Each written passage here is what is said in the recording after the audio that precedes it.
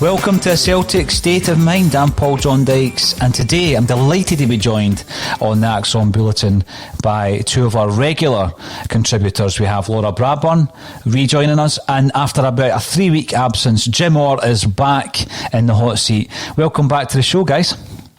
Hi there. Afternoon, Paul. Good to be back. It's good to see you, Jim. We will be getting your kind of update over the last 7 days as a Celtic supporter.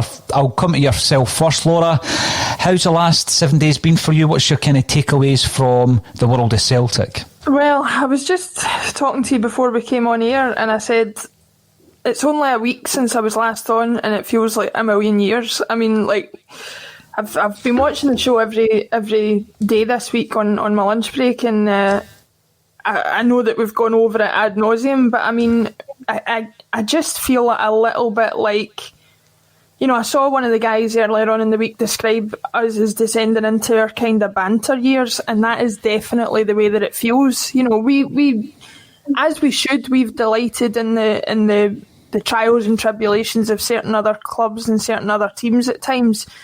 I think we would be extremely hypocritical if we didn't accept that this was going to come both barrels from all sides. I think that the Dubai situation to me, I've listened to everybody's points on it, and I accept what people are saying. The one aspect of it that I do disagree with is a lot of people seem to be framing it in the context of us being 19 points behind, of us playing terribly, of us potentially losing the 10. And even, you know, having a problem with football players having a beer. I don't have an issue with football players having a beer.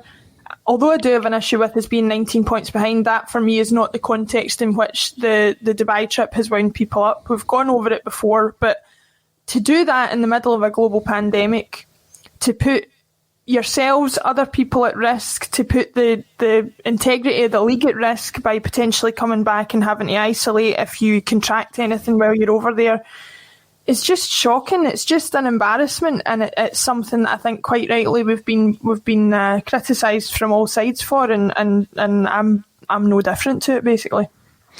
Jim, when you see these things happen, I mean, I've called it a PR disaster. You know what Laura says there, footballers having a pint of lager or whatever it might be the day after a big game when they know that they've got a break.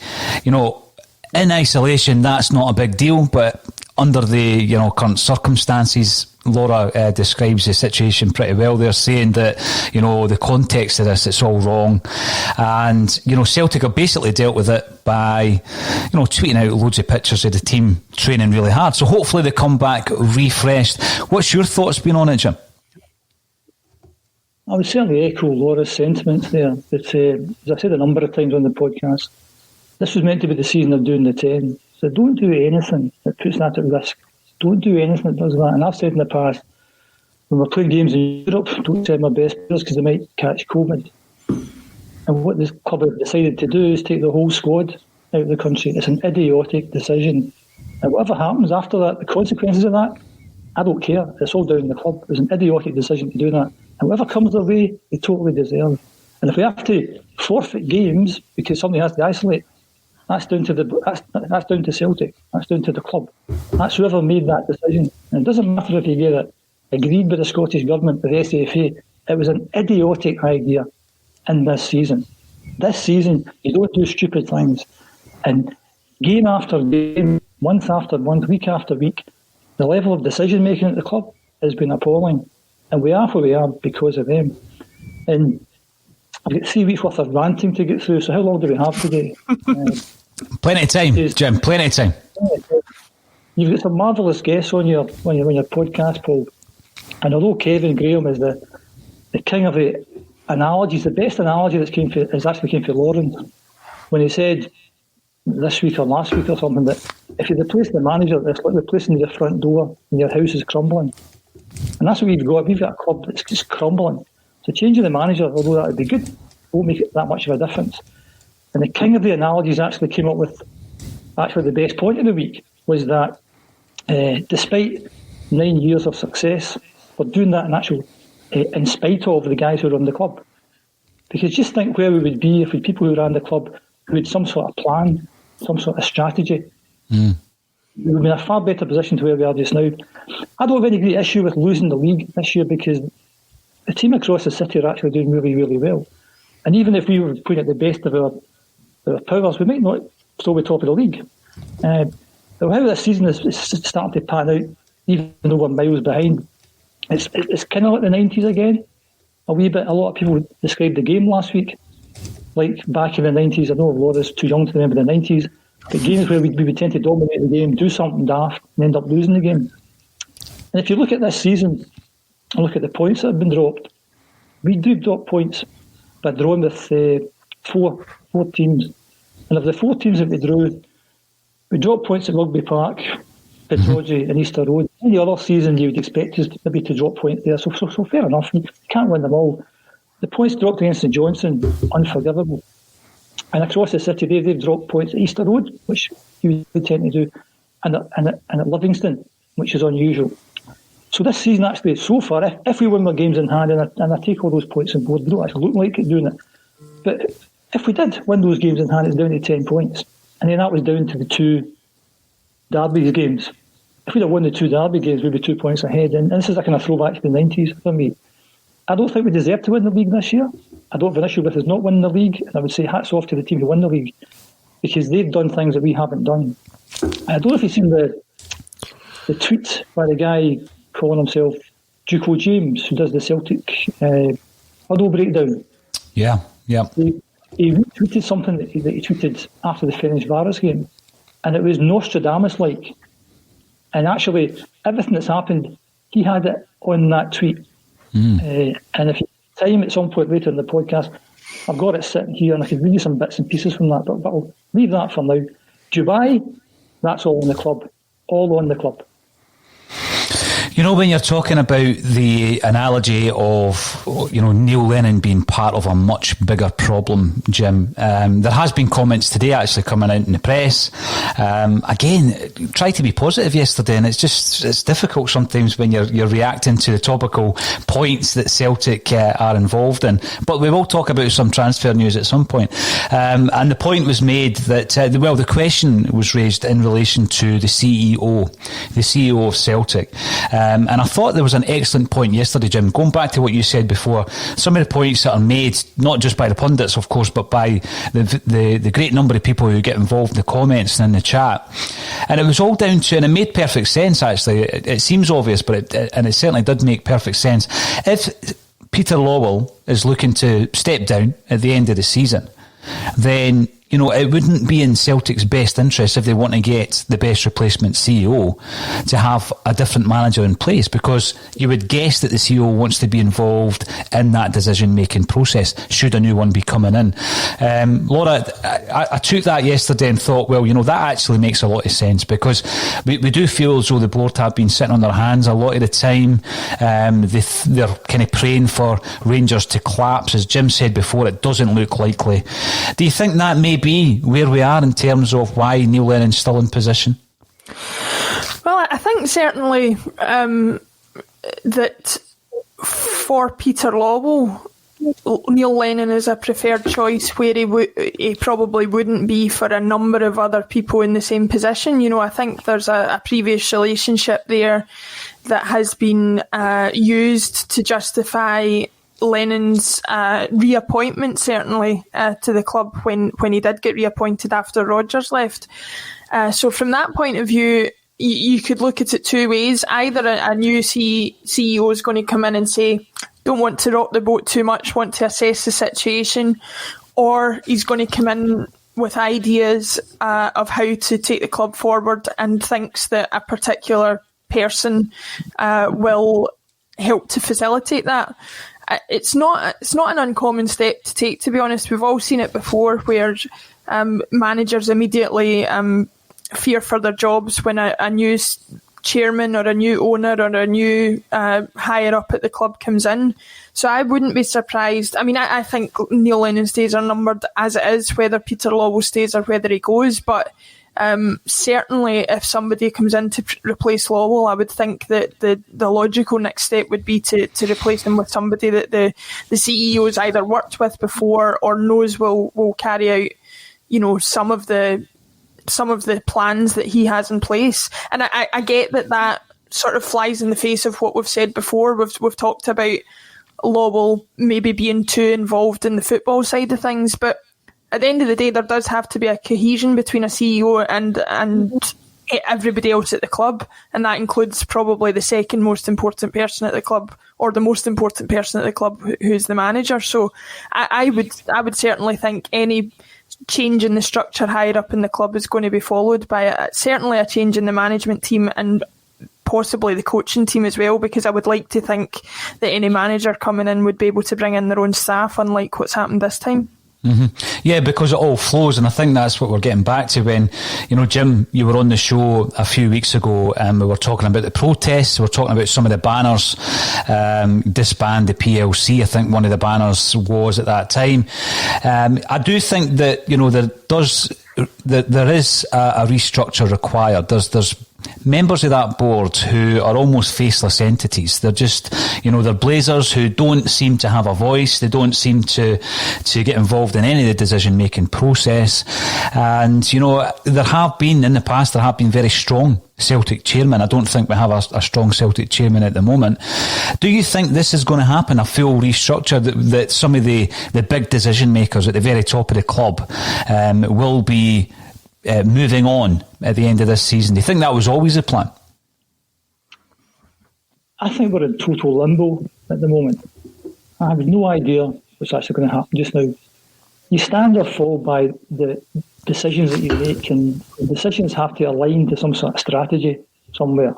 I've got no idea what the strategy is. The last few days you've been accused of being quite negative. You're actually a very upbeat, positive person, I think, to the point that I think you still think that Peter Law is going to come on your podcast because you've got high expectations. I don't think that's going to happen, because I don't think he would want to come on. If he did come on, I think he would obviously vet the questions, and I think the answers that he would give you would be unsatisfactory. Because I'd love him, to be honest. I'd love him to go on the podcast and say, you know what, we have got no strategy at all. We have got no plans. We have no idea what we're doing.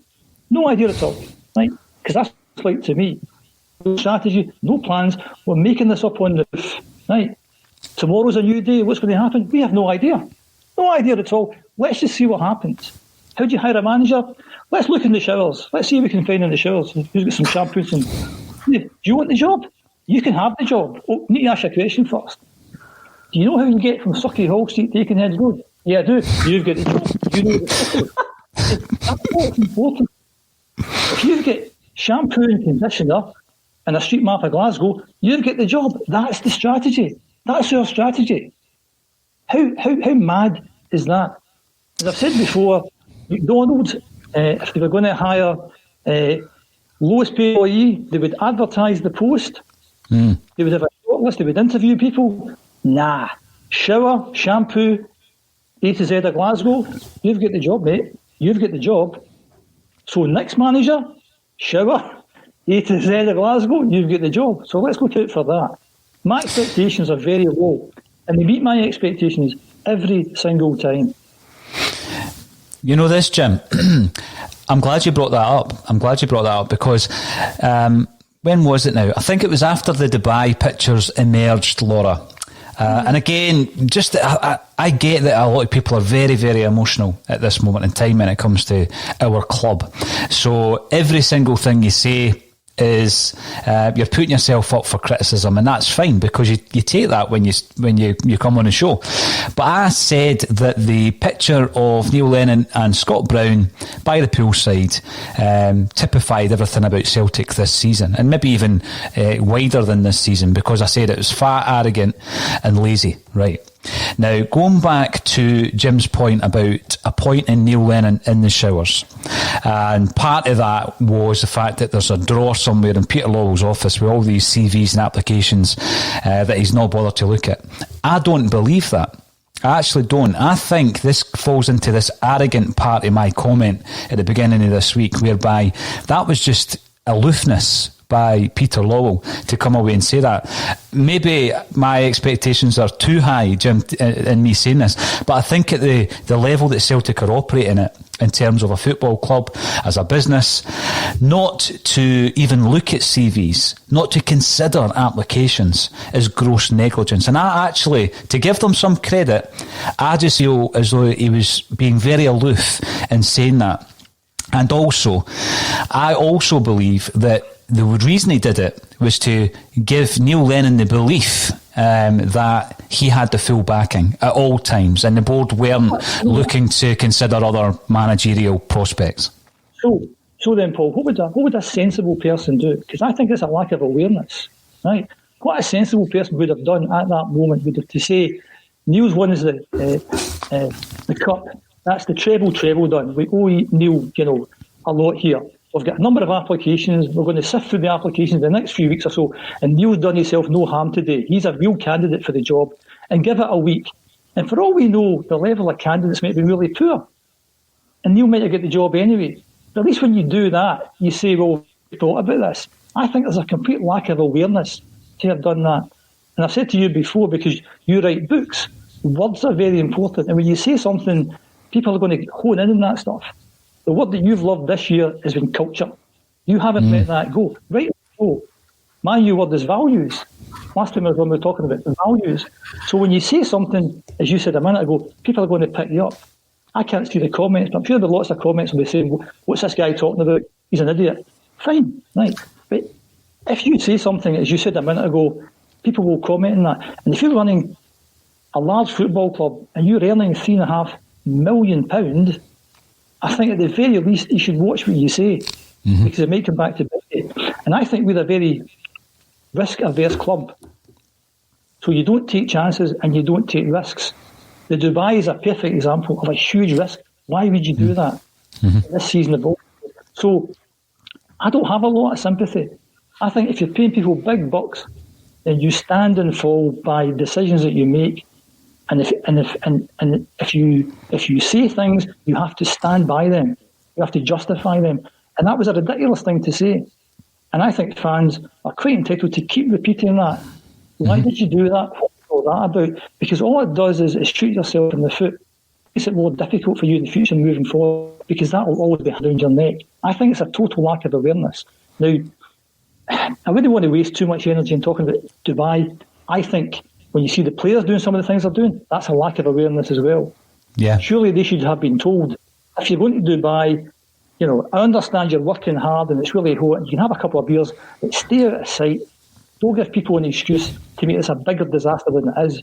Don't make it an excuse for us to have to wank up the PR machine to make it better, because this all comes back to whoever made that decision to go to Dubai should be sacked. Because it endangers 10 in a row. And the points Laura made earlier, there's other issues as well. People could come back ill. Now, one of the kind of headline is should Eddie stay? Now, some of the issues Eddie's had this year is because he caught COVID. And who knows what impact that had. And I'm sure we all know people who've caught this, who it's lasted months and months and months and they've never recovered. So anyway. No, you're right. You're right. I think what Jim's saying is hit the nail on the head. I've seen the phrase bandied about a lot this week in relation to a lot of things. The phrase "read the room." It's not about the legalities of certain things. It's not about whether on a technical level you're entirely correct to do what you're doing. It's about looking at the reaction that it might cause. It's about looking how people might perceive what you're doing. Peter Lawwell, when he made the announcement about Neil Lennon, I think you're exactly right. I think he thought, if I say we didn't need to look at anybody else, then that'll make the Celtic fans sure that we are supportive of Neil Lennon. It will make Neil Lennon sure that we are supportive of him as a manager. Actually, what it did was made us look very unprofessional. as a football club. I think that even the response in Dubai of the PR team, the use or the overuse or the abuse, whatever you want to call it, of Turnbull and Sorrow on the social medias kind of speaks to the level of, or the lack of depth with which the PR teams are thinking about what they're doing. They don't see that Celtic fans will see the transparency in their attempts to overturn our attitudes. They look at us as a big crowd who'll just go, oh, that's Turnbull on our social media. and fine, and the phrase hard work being used constantly in contrast to the pictures we saw earlier in the week. So from the Lennon situation, from the Dubai situation, from all the statements we've had throughout the season, they have looked like very thinly and poorly developed attempts to sway the Celtic support's mindset because they undervalue actually how much we're able to evaluate what they put out to us, and that we can actually see through attempts that they are making to cover their tracks or sweeten up a situation that isn't as sweet as it could be. So the whole thing just frustrates me because I think it's all just indicative of a club who has no sort of forward-going plan and thinks that they can get by with the minimum of effort. No, you're right. Yeah. Now, Jim mentioned Eduard. Forgotten again, Paul. It's about just doing things right. It's making good decisions. And if we don't win football matches, fine, because you win some and you lose some. If we don't win leagues and we don't win cups, fine. But make good decisions. We'll see where that takes us. But see, when you make bad decisions, then you leave yourself wide open to criticism. And you deserve it if you make bad decisions. And if you keep on making bad decisions, as the management team have done this season in terms of the performances of the team, then you deserve criticism. So it's not a case of being entitled and wanting to chase buses in a car park and give it a slap. That's not what it's about. It's about making good decisions. And what we have seen, and that's the point Kevin was making, is 9 years worth of bad decisions. But you know what? Because we're the biggest team in the country, we've won the league. Because we're the biggest team in the country. And what's happened in the past 2 or 3 years is we've had a challenger. And that's exposed the fact that maybe we're not that clever at all. And we've been exposed. And we should be embarrassed about what's happened this season. And if we do lose the league, as I said, hats off to the other team that's won the league because they'll deserve it. But part of the reason that they've won it is because we've shot ourselves in the foot by making bad decisions. Sorry, Paul. Well, interesting enough, talking about the team that wins the league being deserving of that, I asked a question yesterday in relation to Rangers' form compared to Celtic's form in the Invincible season, and someone did come back to me to say that, you know, Rangers are only 2 points behind where Celtic were at that stage of the season during the Invincible treble year. So it is excellent form. So I take your point, Jim. Even if we were firing on all cylinders, it would be a neck and neck title race at this stage. The frustration is we're so far away from that, so far removed from that neck and neck title race. You mentioned Eddie before, and I've seen a lot of people saying, you know, a massive mitigating factor in Celtic's demise this season has been certain elements that are out of our hands, Jim, like COVID casualties, like injuries. But in doing that, in the conversation we had around that point, you and I, was that some of these international games shouldn't have been played. Some of the European football, if not all of it, should have been put on hold. Yet, going back to your point, we've been pretty hypocritical then when we fly our entire team out to Dubai on a break. So I've heard everybody's views on it. It's going to be difficult for anyone to change my view simply because we have put the team at risk, Jim. And all credit to you earlier in the season when you stuck your neck on the line and says Europe doesn't matter this season. You were criticised when you said it. You want to put out all your efforts and all your focus on Celtic winning the league, and anything that puts that at risk should be sidelined. It should be put to the side. Yet again, we potentially put that at risk by going to Dubai. Thankfully, as far as I'm aware, we have had no casualties for Monday night's game, and we will speak about Monday night's game. But going back to the Eddie question, Laura, we're in the transfer window now. A few weeks ago, Stevie Mullen read out a whole host of players that we'd signed during a January transfer window. Yeah. And it led you to believe that it's not a particularly good month for Celtic to sign players. Now, what I thought is let's look really over the last couple of years. Look at the players that were brought in. Patrick Klimala, Ismail Osoro, Marian Sved, Manny Perez, Andrew Gutman, Vakun Bayo, Ollie Burke, Timo Weir, Jeremy Toljan. So if Celtic supporters, and me included, are looking for January to try and improve the squad, to try and improve the season, looking at that list of players over the last couple of seasons, it's unlikely, because very, very few of them have been successes over the last 2 years. Yeah, but another common thread there is, had Soro not been given the chance he's been given in the last few weeks, he would have been considered a failure on that list as well. Mm-hmm. But he got his chance. So many of those other players that you're talking about, I'd be surprised. Manny Perez, for example, has he even pulled on a shirt for a first team game? I don't think that he has, to my knowledge. No. So it's one of these situations where, yes, maybe this calibre of player that is coming in January is not of a high enough standard, but they're also not getting a fair shot at it, regardless of what they train or what they didn't get their shot. Soro has proved that there can be all sorts of reasons why you've not been selected, but when you get your chance, you take it. Bayo is another one who I was left scratching my head at why he didn't seem to get more of a run in the team, because I didn't think he was awful. I didn't think he was absolutely the worst striker we've ever seen. He was no Chris Killen or Mo Bangura, you know what I mean? He's like, he was fairly decent had he been given a chance to get in the team and get a run. So as much as there's a chance of bringing in poor quality, I think the other point is, if you're going to bring them in at all, you need to give them a shot, and especially going into the second half of this season, where essentially we have nothing very much to play for, so we don't have anything to lose by giving people a shot. The other way of looking at it is, with the current global situation in terms of Brexit and everything else that's going on, the chances of us signing anybody from the EU are slim to none, I would guess. The chances of players wanting to come to Britain from overseas, given the current pandemic situation, is slim to none.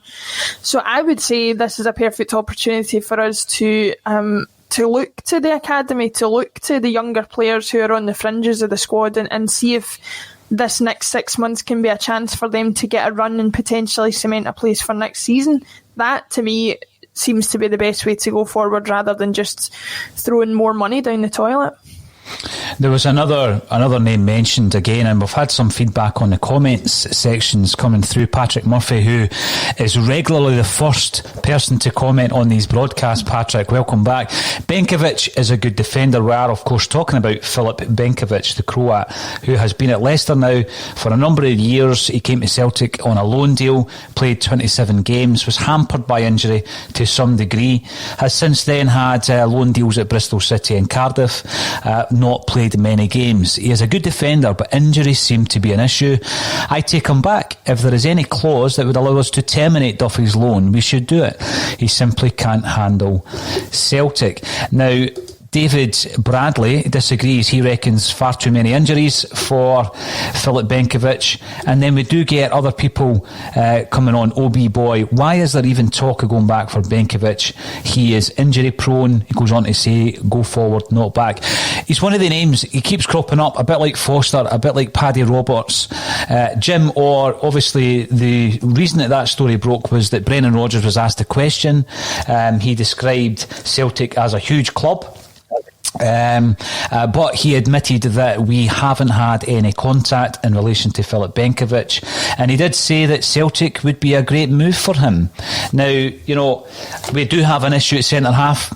Duffy's been mentioned already in the comment section. He hasn't found his form. He still doesn't look fit. Big Julien's injured.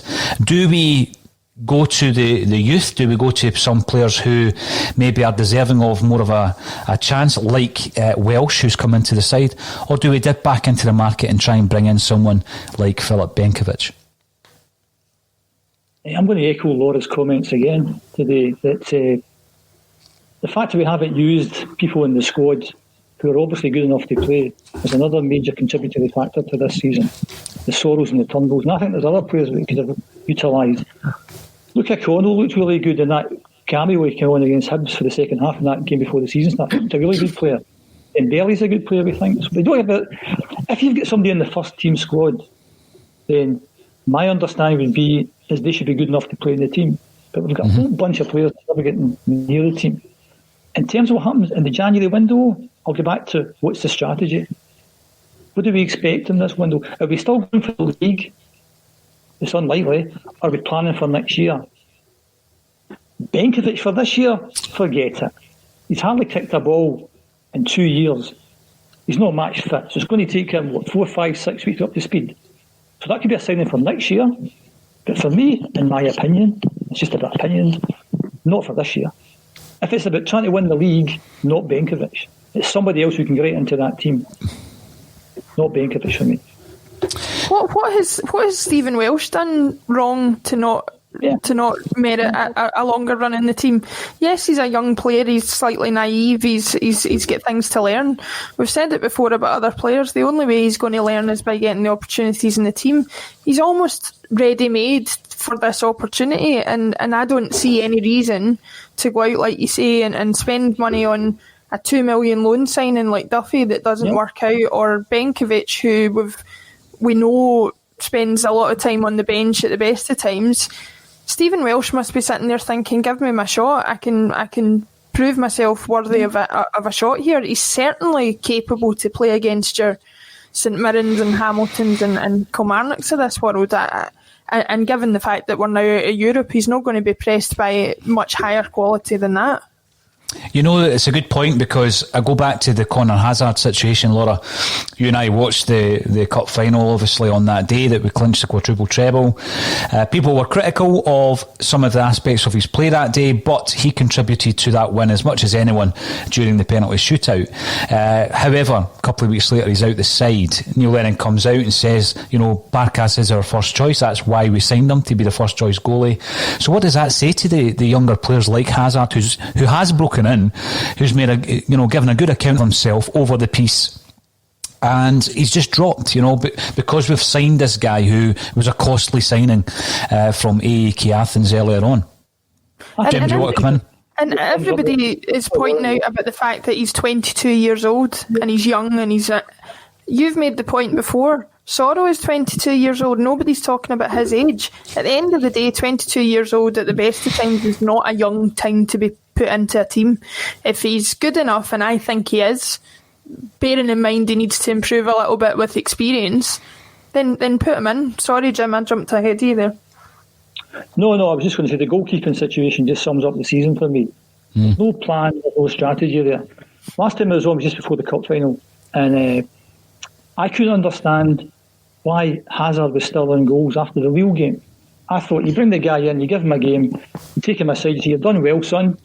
You'll be on the bench from now on this season, we'll get you some more minutes. And Hazard would have been happy with that, perfectly happy. But he plays him the next game, and then the next game. I mean, by the way, he was awful in the cup final. I mean, we were 2 penalty kicks away from one of the most embarrassing cup final defeats in the history of the club. Two penalty kicks. To have lost to a team in the league below us after being 2 goals up. That'd have been worse than the Wraith Rovers game in '94. We're 2 penalty kicks away from disaster. But the guy did well by saving 2 penalty kicks. But in terms of the goalkeeping, he then keeps him in, and he has 3 clean sheets, and then he brings back Barkas, and then he says, because we've paid all this money for him. Again, you need to watch the words that you say. Because that's just like saying, because I paid a lot of money, he has to come back. I think Barkas should have been all season, apart from when he's injured, because he's the number 1 goalkeeper. And the point Laura made, unless you play people for maybe 5, 6, 7 games and get their confidence up, then they'll always struggle. So but to be fair to Neil Lennon in that case, I think he was very careful about the words that he used. I think we've discussed potentially what's happened there. I think he's maybe decided, I'm going to make the point that the reason I'm putting him in is because we paid all this money for him and we wanted him to be number 1.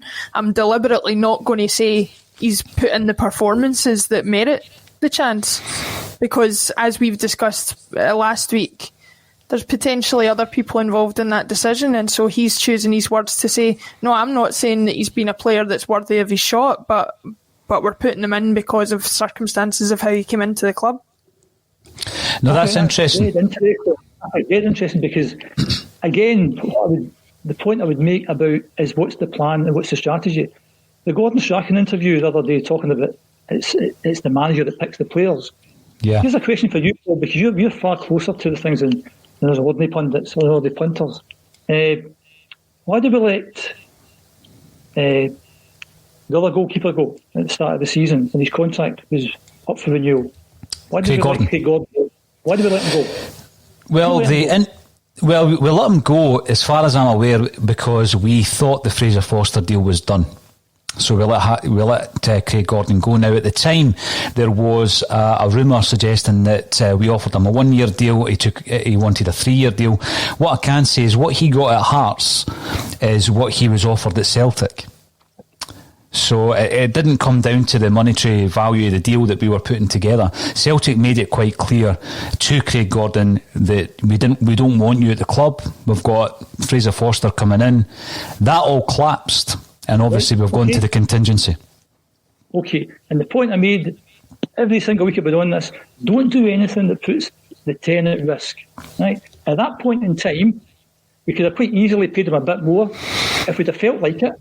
Mm-hmm. But somebody made a decision, not the manager, we don't want to do this. And at that point in time, we didn't have Forster. Forster went back to his own club. He was going to be playing in the EPL because their season wasn't finished, and there was no guarantee we were going to get him. And again, my feelings on this, I'd have been more than happy with Craig Gordon playing this season. And my gut feel is that most other Celtic fans would have been happy with Craig Gordon playing. So for the sake of another, £1 million or something like that, we take a huge risk, we take a huge gamble. Mm-hmm. We took the gamble. What's happened since then? So say we to pay Craig Gordon another £1 million, say. I've got no idea what the number is. What were the consequences of that? Consequences of that is we go and sign another goalkeeper. Mm-hmm. I think it's okay, by the way. Right? How much do we pay him a year? And we pay a transfer fee of £4.5 million. And he's not as good as the guy we let go. So that's a terrible decision. And you stand or fall by decisions that you make. Who made that decision? That was a terrible decision. Not in hindsight. Because what I was saying back in April, before I was sharing my opinions with more than 2 or 3 people, was that see if we can keep this squad together for this season, I'd be happy with that. Excuse me. I wasn't that bothered bringing anyone in. Keep everyone in the squad. Even guys like Anthony Ralston and people like that, because they've been in and around the squad. They're there every day. They're part of a team that have won 9 in a row. We let a goalkeeper go who is one of the main parts of the Invincible season. He's given us 6 years, I think it's 5 or 6 years. You know, he's a top class goalkeeper, and we let him go when we didn't know we'd have somebody else better than him. I think that's a shocking decision. Yeah. And it's actually cost us on the field, and it's cost us financially. Because we've ended up, by not paying him an extra £1 million, maybe paying £4 or £5 million extra when you talk about transfer fees and wages. So it's hit us on the football field, and it's hit us financially. The other one I was going to ask you was about Jozo. What happened to him? Well, that's a massive... that's a massive quandary for me because, again, he is still without a club, Jim. Still without a club. Yep. And it was one of these ones whereby, again, going back to the Benković one, Neil Lennon told him he wanted to keep him for another season, but he wasn't kept for another season, Jim. So the point you're making is these decisions are being made by a collective, but let's be honest, they're being made by Peter Lawwell. That's what it comes down to. So in the past, we've seen it with Samaras. The manager wanted to keep Samaras, he was let go. The manager made it clear he wanted to keep Mikael Lustig, he was let go. Simunovic, I can't say for sure if Lenny wanted to keep him, but he certainly wanted to keep Benković for another season as well. Was there not something in social media that said that Neil Lennon was given the choice of Beaton or Simunovic, pick one of those two? Is that something that sounds plausible? I think it sounds plausible. I've not heard that, Jim. It sounds plausible because you know how much Neil Lennon favours Nir Bitton. He does seem to favour him if he's fit, and we're looking for a defender. Nir Bitton gets picked ahead of Shane Duffy, who's cost the club a lot of money, therefore contradicting the point about Barkas coming in. He's cost us all this money, he needs to play. Shane Duffy's cost us all this money, but I'll sit him on the bench and play Nir Bitton out of position. Because the thing about Simunovic, I think, and again, I can't see the comments, but I'm sure a lot of people will be thinking, don't be so daft. You don't want him anywhere near Celtic Park. I looked at the stats for the past 4 seasons, and Simunovic has played something an average of 31 games a season. Compared to Near Beaton, he's played about 40% more minutes on the park than Near Beaton. If that was an issue, and that was him being out for half a season last year with a really bad injury, Simunovic. So he's been an integral part of the quadruple treble, and he's a decent centre-half, and he's a centre-half that's a no-nonsense centre-half. He just puts his head on the ball. And we thought we can dispense with his services. And my understanding was he had another year of his contract left, and we let him go. And he'd have been happy to sign, $5,000, $10,000 a week. But somebody let him go. And then a few weeks later, we played Kilmarnock at Rugby Park, and Julian and Ayer have a nightmare. And we say, you know what? We need a decent centre-half, a no-nonsense centre-half that just puts his head on the ball. Like Simunovic. Oh yeah, somebody like him. We go and get Shane Duffy, who's been an unmitigated disaster. And we're paying, $50,000 a week or something? £2.5 million a year. And we could have got Simunovic for $400,000 a year, $500,000. Who made that decision? And that's my point that I'm trying to make today. Somebody's making decisions that have undermined the 10 before the 10 even started. We lose Craig Gordon, we lose Joe Zoe, Johnny Hayes is another one. Why don't we just keep him for a few $100,000 to try and safeguard the 10? And you look at those decisions now, awful, absolutely awful, for a few $100,000. And look what we've spent since. Look at the silly money we've spent. And you and I, and I'm sure Laura, must have thought, this is a great transfer window. Look at how much we've spent. Look at the players we've brought in. Look at the big wages we're paying. But there's 3 decisions before it even started. Gordon, Simunovic and Hayes. And I'm not saying they're world beaters, of course not. But they'd have made a contribution to this season. We wouldn't have needed a new goalkeeper. We wouldn't have needed a new centre-half. No, you're right. The big thing as well, I see so many contradictions in what we've done, because I made the point there about, we are playing a goalkeeper because of the fee that we've actually paid, yet we're not playing Shane Duffy, and he's very, very expensive. We allow Jozo Simunovic to go, Jim, at the time where he's 25 years of age and he has a sell-on value. I'm not saying he's worth as much as we paid for him, but he has a sell-on value, and we let him go. We make nothing from that player, who I think we probably spent about £4.5 million on at the time. And I know that he's got bad knees, but at 25, Jim, we've allowed a centre-half to go away, and that has been a problem area, as has the goalkeeper, for the entire season. So it's a great point. Just pick up that point about the bad knees, right? He played 91 games over 3 seasons, 30 odd games a season, and last season he had a bad injury. He was out for 4 or 5 months. That was it. So the perception that he's a kind of, he gets lots of injuries, the facts don't bear that out. Maybe when he first came, but in terms of who's contributed to the quadruple treble, the quadruple treble, he's right in there. We let him go. Yep. And we must have paid up his contract. His contract wasn't due up until the end of this season. So to add insult to injury, you pay the guy's contract up and you let him go, and then you sign Shane Duffy £2.5 million a year. Who did that? I think there's a difference between saying, I don't think this person's worth a new contract, so we'll let it run down and we'll let it run out, and making what appears to be an active decision to say, no, we don't want you anymore, you're out. And I think if that's been the case with Simunovic, that's been a big mistake on 2 levels. On a financial level, it just, why would you work that way? You would want to try and get some money back for it, and if you don't think you're going to get money back for it, then why not keep him? You're going to lose that money anyway by paying him, so you may as well keep him in the squad and use him if and when you need him over the next year, rather than just pay out a big lump sum of the same amount of money, and then leave yourself a body short, regardless of how good or bad you think he actually is. Another point you make there in relation to Simunovic and his fitness, Julien, the £7 million man's barely been fit this season, so there's the irony in all of that. There's a £7 million guy's been on the treatment table for the best part of the season, and he's back on there just now and out for another 3 to 4 months. Now, the reason I'm bringing up Stephen James's comment, welcome back to the show, Stephen, on Twitter. If Lennon gets the transfer funds this month, does this mean no new manager? Well, it really just feeds into the conversation we're having, because Gordon Strachan explained how transfers work. Although he says the manager has the final say, Jim, the players aren't being identified, they're not being presented by the manager, they're being presented to him and identified for him largely. There are examples, of course, when that's not the case. Brendan Rodgers definitely wanted John McGinn, and there's been, in the past, Neil Lennon identified and wanted Gary Hooper because he had a situation there where his old agent also did a bit of scouting for him, Jim Melrose, and he was a big fan of Gary Hooper, and they identified it as a team, and they went for that player, and I think he was a successful signing. But the way Celtic do it just now, we could still sign players in January the way that this is set up, because it doesn't really depend on whether or not the manager wants a player. So, Laura, I've said that I expect us to go out and buy 2 or 3 loan players, because we really do need to strengthen in certain areas of the park.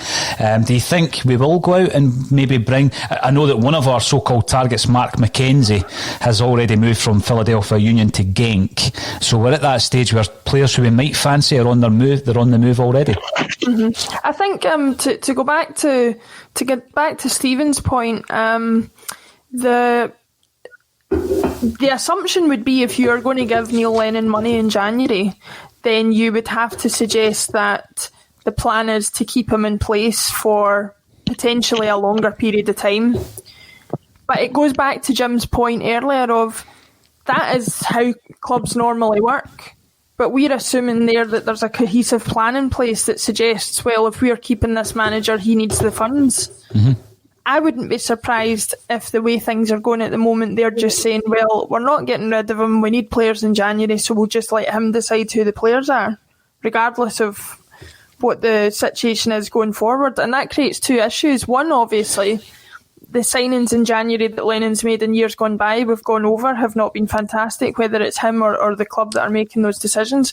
The other problem being, if you're a player coming in January and there's any sort of uncertainty about who the manager's going to be at the end of the season, you're probably scratching your head and thinking, do I want to go there? Because what if the next manager comes in and doesn't fancy me? But the certainty is that we do need signings. I just fail to see whether it will indicate what Neil Lennon's future is at the club. I would definitely like us to bring in another defender. If we possibly move Shane Duffy on for both his and Celtic's sake, that would be great, even though it's a waste of £2 million. But, a defender is an absolute certainty. I would like to say another striker, but again, how many failed strikers do we need to sign? We have enough in terms of bodies. It's just that we don't trust most of the ones that are there.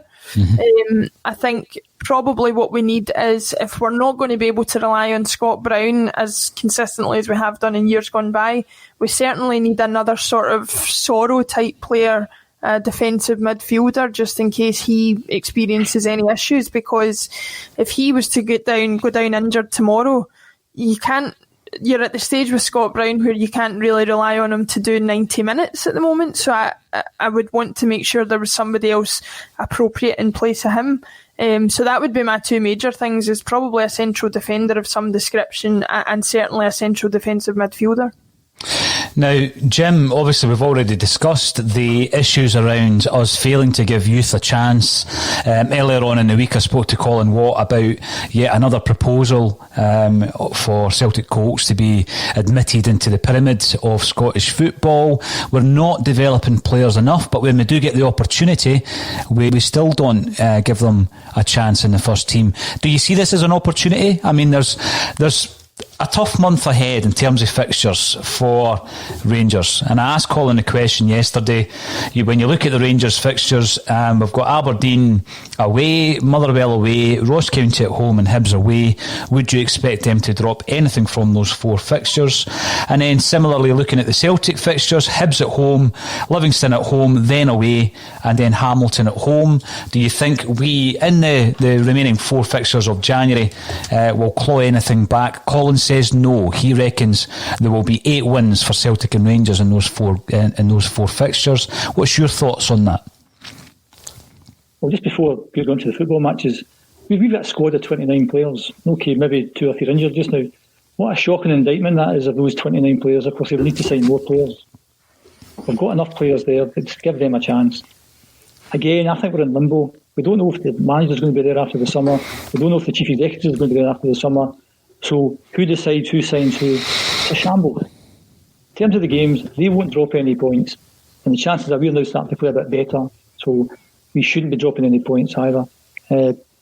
Obviously, it's still mathematically or arithmetically possible to win the league. But if we were in their shoes, we'd be saying the league's done. The league's done and dusted. It's a matter of when, of what day will we win the league. And the thing I thought that occurred to me last week while watching the game, only 2 of their players weren't there last March. So they've got essentially the same team they had. It fell apart. And it's because they've been coached properly and they looked hard to beat. And I think we do have better players. I think we do have a better squad, but we haven't been coached properly. And that's another reason that's the main reason we're in the situation that we're in just now. And I wouldn't write off some of the players we have, because I think under a different coach, I think they'd be better players. But to answer the question that you've asked, they won't drop any points, because one of the other things about this season is the standard of other teams. It's really poor. And I think a lot of these teams have had to cut their cloth because of the pandemic as well. And we don't have Hearts in the league, because I was all for Hearts remaining in the top tier, because if there was ever a team that was going to take a points off the main challengers, it was Hearts. Because what happened last year was Hearts took 5 points off them. We were 13 points ahead when they got stopped. 5 of them were down to Hearts. And I kept Hearts in the team. I just think the quality of teams in the league is really, really poor. So I can't see who would take points off them. Aberdeen away, Hibs away, but even those 2 teams aren't having a particularly good season. So, I would agree with Colin. Nothing's going to change over the next month or so.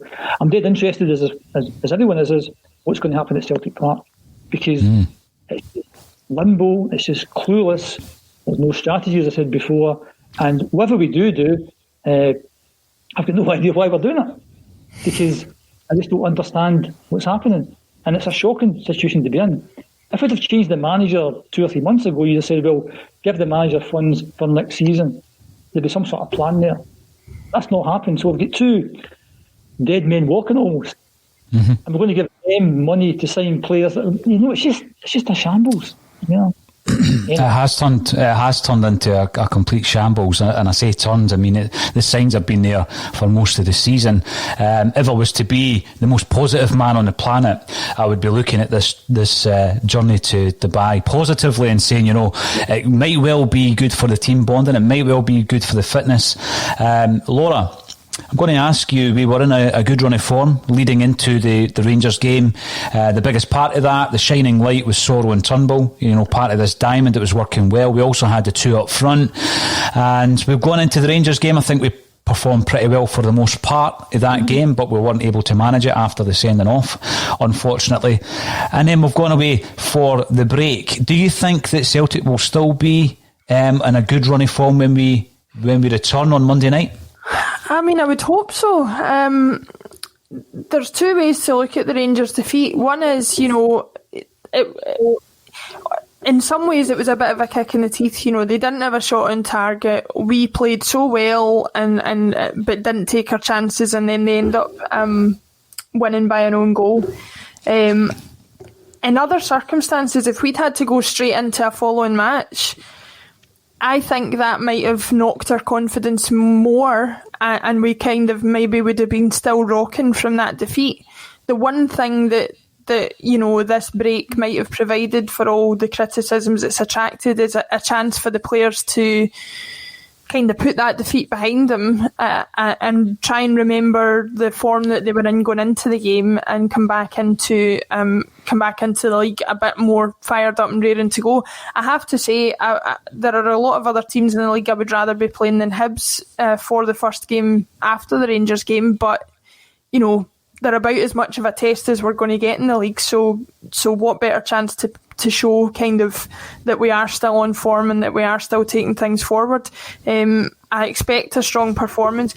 You can bet your bottom dollar, if we come out looking tired, if we come out looking in any way not up to scratch, the first thing that's going to be mentioned is, well, why did you fly halfway around the world when there wasn't a winter break. So they, for the good of themselves and the good of their reputations, they better come back and perform in a way that suggests that the training camp was worth it. No, you're right. Terry Tibbs. Sorry, Paul. Also, Hibs just lost 3-0 to Livingston. And that's my point about the standard of other teams. So we're playing a team who just lost 3-0 to Livingston. No, you're right. And managed by Jack Ross, of course, who has been linked to the Celtic job, most notably by Kevin Graham. Now, Terry Tibbs is coming on to say fitness is an issue. It's something I have brought up, and we were looking at the game that you and I watched live, Laura. Well, I say live, remotely live. And we looked as we were going to win 3 or 4-0 against Hearts. We're sitting there at half time. First half performance was very, very good. And all season we've been saying, you know, Celtic played well for 30 minutes against this team. They played well for 45, for 60. But very rarely have we actually put in a 90-minute performance. I had a look at the goals conceded. You know, very rudimentary kind of stats and tactics and all this kind of stuff is my forte. None of the real analytics. But we have lost 15 goals in the last 20 minutes of games this season. 15 of 41 goals have been lost in the last 20 minutes. Do you feel, going back to the point Jim raised earlier about the culture that I keep going on about, that has resulted in Celtic losing that fitness? Because we were always famed for being the team that scored in the last 5 minutes. Yeah, you only need to look at one player to sort of have a kind of microcosm of an example of the difference between the current culture and the current fitness levels of the team in the Neil Lennon era compared to the Brendan Rodgers era, and that's Scott Brown. When Brendan Rodgers came in, Scott Brown changed as a player. I think I remember him saying he hadn't felt fitter in his career, he hadn't worked as hard, he hadn't felt as fresh as he did under Brendan Rodgers. And that has declined as quickly as it arrived since Brendan Rodgers left. That is something that you're seeing widespread across the team. And statistics, you know, people can make their judgments on how valuable statistics are. But there's only one reason you can see, well, two reasons you concede goals late in games. The two reasons are A, fitness, and B, concentration. Those must be at a lower level than they are. You know, we talked about, we got into a bit of a heated debate with Lawrence at the Cup final because he was suggesting that there's nothing else Neil Lennon can do from the sideline in the last 5 minutes of the game. Brendan Rodgers never let up on his players for the full 90 minutes. So we were never in danger of losing concentration or taking our foot off the pedal in the last 15 minutes of the game. That's something that this team definitely suffers from, A, because of, I think, an apparent lack of fitness that is just there to see for everybody, and B, a lack of concentration that is not recognised or dealt with by the team on the sidelines. Jim, what's your thoughts been around the point that we've made? You know, it's been brought up time and time again about us not putting in a good 90-minute performance. Some of the performances in Europe has been at proper Jekyll and Hyde performances. We've taken a goal lead and then we've collapsed, and that's happened regularly this season. See, if you've got no shape, structure, organisation or tactics, and you depend on individual players, then you're always going to suffer. And that's what we've had this season. We lose a goal and we'll panic because we don't have that structure. We don't know what we're doing. I didn't say too much about the game last Saturday, but the goal they scored for me, again, summed up the season. We lost another goal to a set piece. And a lot of the goals that you were talking about have been lost to set pieces. Mm-hmm. If you analyse that corner kick, what happened at the corner kick? Well, a few things happened at the corner kick. If we're losing lots of goals from corner kicks, would you not think we'll put a guy on each post just to be safe, because we keep losing goals from corner kicks? Nah, we didn't do that. We put Eddie on the front post and nobody on the back post. Frimpong is marking Joe Aribo, who's about 10 feet taller than him, and he's the guy that gets a head on. Eddie's on the front post, and when the corner gets taken, Eddie moves off the front post. So Barkas is thinking, I don't want to get beat my front post, and he moves to the front post, creating a massive gap at the other post, and then bang, bang, and we've lost a goal. Where's the discipline there? Where's the organisation there? It's non-existent. And if one or two of those wee things had been done, we wouldn't have lost that goal. And we've been losing lots of goals like that. And what tends to happen in the games is when we lose a goal, we panic. And what happened in the cup final, for me, it was an exact replica of the semi-final. We played really well in the first half, scored 2 really good goals, and in Aberdeen pushed us back in the second half. And they made chances. The only difference was they didn't score. And then we ended up winning the game. Hearts scored, and panic set in, because there was no shape and no structure and nothing to it. And that's why I think maybe these players under a different coach, I think, would be significantly better. The issue is the manager, and I think what I've said in the podcast in the past, I wasn't for getting rid of the manager right away, or after Ferencváros, or after Rangers, or after Aberdeen. After Hibs, I thought, yeah, it's not like time to go. And I thought that would have been fair. I'm not a fan of the manager, but I just think it would have been half to get rid of him before that. Not taking that decision, and you stand and fall by decisions, has left us where we are just now, where it's out of sight. A new manager coming in, we might have won that game last half, because maybe the people to do the right things on the park. And the fitness thing, we've had so many games this season, we've been okay in the first half, and in the second half we've been poor. And what I've noticed in some of the games, I remember watching the Hibs game. I know Jack Ross has been talked about, but I don't think Jack Ross should be anywhere near Celtic Park. He's a good manager. I think he's a better manager than the one we've got. I don't think he's somebody for Celtic. But what he saw after the first half, he thought, they've got nothing to offer. And they pushed up about 10, 20 yards in the second half. And all of a sudden we were losing 2-0. And these are my kind of bugbear is that managers who get jobs without learning their trade are not as good as managers who learn their trade. Jack Ross went to Alloa, was it? That was Alloa. Yeah. Playing good football. And actually played really well. Went to St Mirren, built a good team, got them up. Obviously, we went to Sunderland, didn't work so well, and he's doing okay at Hibs. So I think there's no doubt in my mind that Jack Ross would be an upgrade on the manager we've got just now. But I think we're looking for somebody a wee bit higher than that. But to answer the question again, our fitness levels, because of the way games have went, lead you to believe they're not as good as they should be. No, I would agree with that. I'm going to ask the both of you for a prediction on Monday night, because I won't speak to you until Friday of next week. So Laura, starting with yourself, Celtic versus Hibs at Celtic Park. First things first, I would really, really like us to keep a clean sheet. I think it's important to get back on that particular train. So I'm going to say, in that case, I would like to see a 2-0. 2-0 I would be happy with. 2-0 Celtic. Jim? Once again, I'm going to echo Laura's sentiments. I'll go for 2-0 as well. Right, well, here's hoping we are talking about a 2-0 victory next week when we meet up again. If not, there could be even more twists and turns in this season of all seasons. Thank you everybody for getting involved on YouTube, Facebook and Twitter. And all that's left for me to say is Laura Bradburn, Jim Orr, thank you for joining me once again on A Celtic State of Mind.